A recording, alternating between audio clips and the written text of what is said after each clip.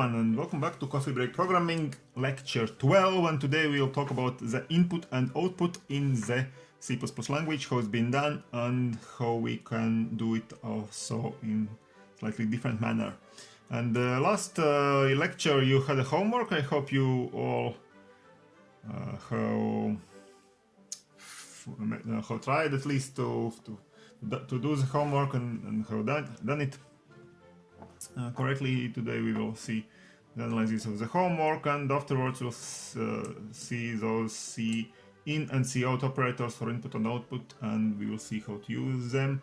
Then we will see what is the functional code, and we'll see one slight extension to the homework, but it will not be as a new homework. It's just on the spot we'll see how to solve it. So let's start with the homework analysis. The homework was to solve such a problem. We wanted to let user enter his or her birth year and then print out the age of the user on December 31 this year. So how many full years does user have by the end of this year?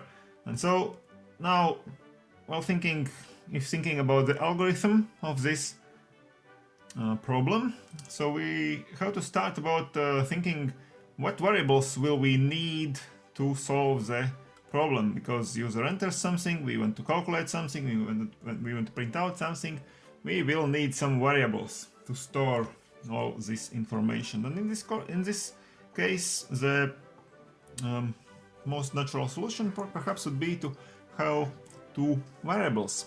So the first variable would be for the user input, so user will input his birth year. It was said in the problem description here, so we will have one variable for entering this birth year. We can call the variable birth year, for example, or it's easy to remember. We can name the variable as we like, so this is a good name for such a variable. And so when introducing any variables, we should at once think about the type of the variable. So what will be the data type of the variable? And in this case, it's very easy. The birth year will be, of course, a natural number, integer number. So the data type will be int for this variable birth year. And the second variable will be for age, for user's age on by the end of this year. And again, the age variable will be an integer number, so the data type int will be used to declare the variable, and we will be able to calculate the value of the age of the user by in such a manner. So we'll just subtract the birth year that will be entered by the user from 2020, and this will be the correct answer and the correct full age in full years of the user. So this is how both variables will be connected, and this will be calculated and printed out, so we don't need any more variables. And so let's now see how it can be written in the C++ language. So we saw the example of one particular program in C++ in the last lecture, in the previous lecture, and we saw that there were some strange lines that we should always include in our C++ language program. Well, maybe not really always, but in most cases, at least for now, for starting. So there, if we took a closer look at this program last time, then we saw that these two lines were at the beginning, and afterwards there were something written like that, int main and opening bracket, and it all ended with closing bracket like that. So actually the algorithm that is coded by us for our specific problem is written only here in those lines. So see what do we have here. So we have those two variables, birth year and age. Both are of the data type int, so we can declare it like that in one line, int birth year, comma, age. And every command, remember, ends with a semicolon. So every line here, every line ends with semicolon. Okay. So this is the declaration command. Before we do anything else, we declare those two variables. And now that they are declared, we can use those variables. And so the next part is those two lines here. User enters something, but before user enters, we would like the performer to print out something on screen. So this is the invitation for the user to enter something, to enter his birth year. So the cout command prints out something on screen, remember? And the cin command lets user enter something in this variable. This variable is, as we remember from the previous lecture, is just a named memory location. Here we have created this location in memory, and now we can enter something. So we can put the value in this memory space. So user enters something, and this something, this will be put here in the memory location called birth year. And so now that user has entered the number birth year, we know the value of the birth year, so we can now calculate this expression.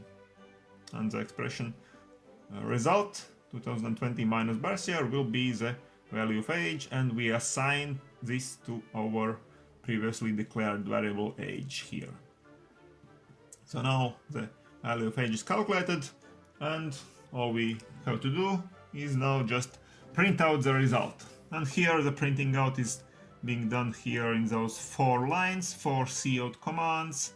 Each cout command prints out something on the screen, and together all those 4 commands together makes a nice sentence.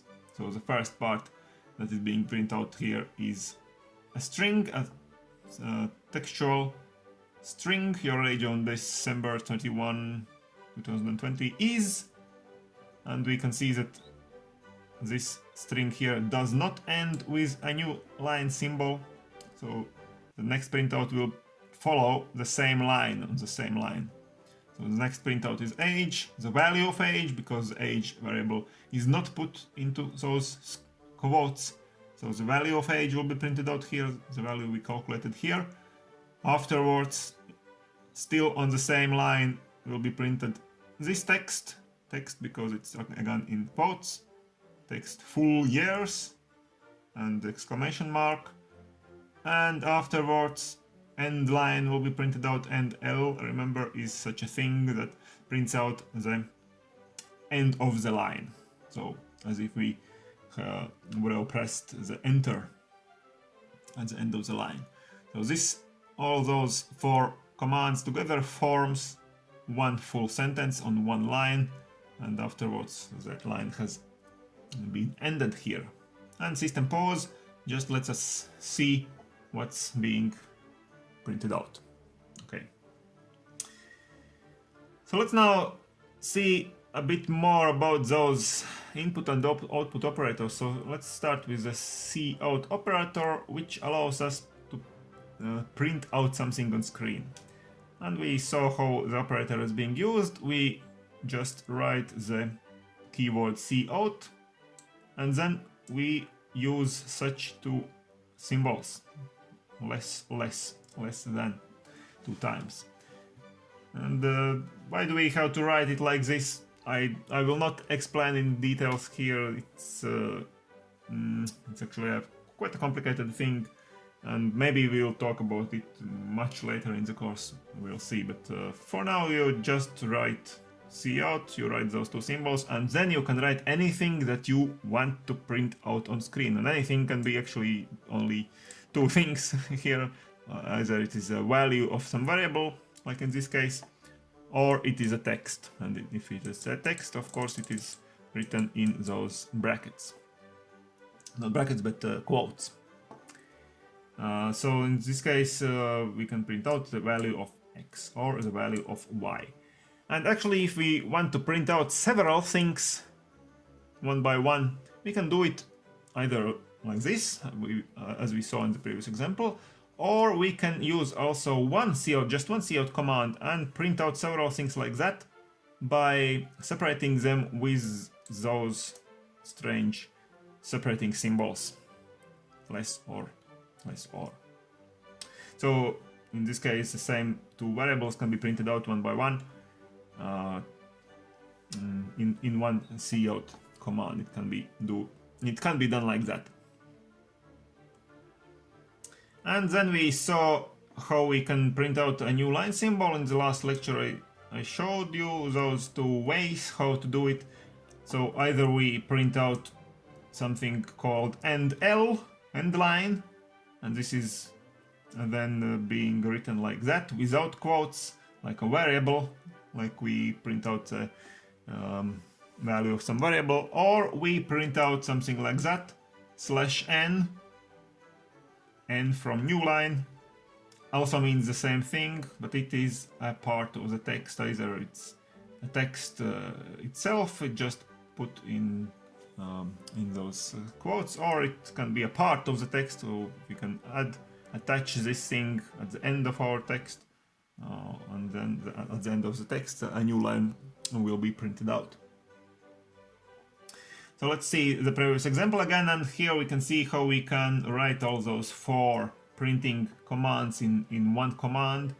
So here is this line, everything else is just the same as it was before, but here we can print cout less, and then your age on December 31, 2020 is as a text, and then again those commands less, and then age variable without quotes, so the value of age will be printed out again less, and in brackets full years text exclamation mark and /n, and this will be printed out as a text full years and exclamation mark, and this will just signalize that the end of the line is know how to be printed out. You can just try to write to change your program into something like that and see what is the result.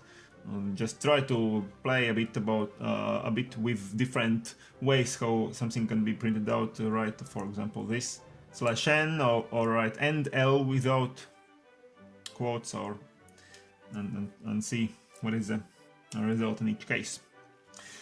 So let's now see the other operator, cin. Cin is the operator for letting user enter something, and actually it functions just like the cout operator. So normally we write it like this cin, and then those, again, 2 symbols, but note that these symbols are different. For cin we use those symbols, less or less, and for cin we use greater and greater 2 symbols. So 2 symbols. Again, for this thing, here the semicolon is missing, so also this line, of course, should end with a semicolon. And now if we want to let user enter 2 variables in one command, we of course can do it like that. We can write cin greater, then one variable, greater other variable, and it means that user will just enter one number. Then the user will press enter, then this number will be stored as a value for x, and at once user will enter another number and press enter, and this will be the value of y. Okay. And normally it is useful, of course, to print out the invitation before we let user enter anything, because if we would not print this invitation here on screen, then when we launch the program, when we run the program, there will just be a blank screen, black screen, as we saw in the previous lecture, and the user will not understand what is why nothing happens, because actually the performer is now trying to execute this program, and it means the performer just waits for the user to enter something, but user does not know that the performer, the computer, waits something from him, and so nothing happens. But of course, user can enter something and press enter, and then the performer will execute this command and go further. Let's now see another way how this program can be shortened even more.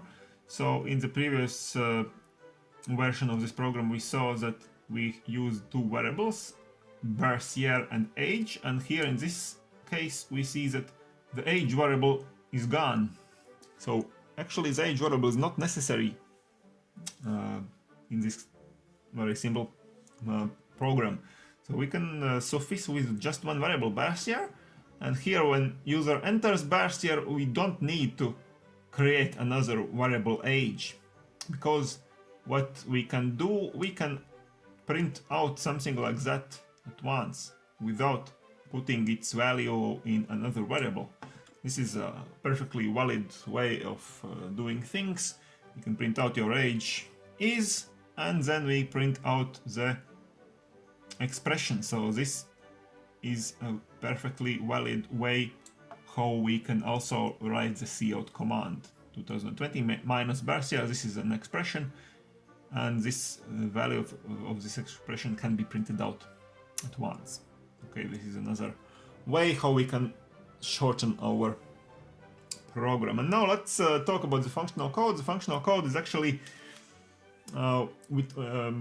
maybe it's my invention. I call the functional code the bare minimum of code that is necessary to run the program, that is necessary for the program to be correct, to implement the correct algorithm. So we strip down everything that is unnecessary, that is just written for maybe to alleviate the work for the user, or to make the program nicer, to look cooler, or to do something like that. So in the bare minimum, the functional code, we won't print any invitations before inputs, for example. This is not necessary for our algorithm to work.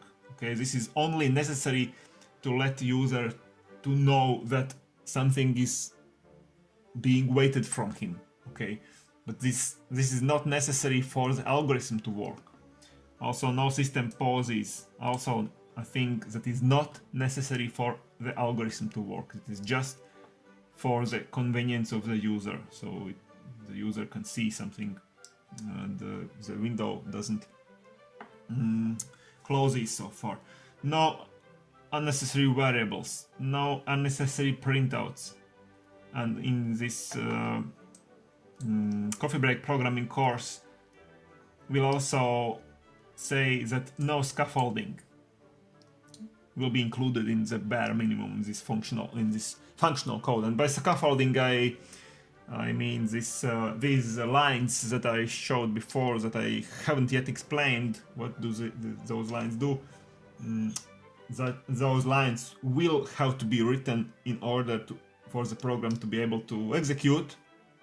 I'll talk about those lines later, but for now we will not include those lines in the functional code. So let's see the functional code of the homework, of our homework task, and actually it's very short code in this case. Okay, so the functional code consists of only 3 lines of code in the C++ language. So we declare the variable birth year, we let user enter the birth year, and we see out the result, the age, which is 2020 minus birth year, and that's it, nothing else. This is the functional code of our homework.